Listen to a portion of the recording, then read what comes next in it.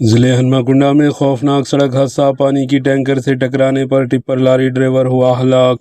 تلنگانہ کے ہنماکنڈا ڈسٹرکٹ میں ایک دل دہلا دینے والا سڑک حادثہ پیش آیا۔ یہ واقعہ پسرگنڈا کراس روڈ کے قریب بھوپالا پٹنم حیدرآباد شاہراہ پر پیش آیا۔ اطلاعات کے مطابق سڑک کنارے درخت کو پانی فراہم کرنے والے ایک ٹینکر کو تیز رفتار ٹپر لاری نے زوردار ٹکر مار دی۔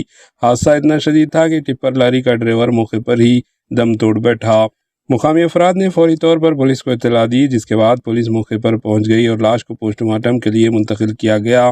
حادثے کی وجوہات جاننے کے لیے تحقیقات جاری ہے۔ Bureau report AHN news.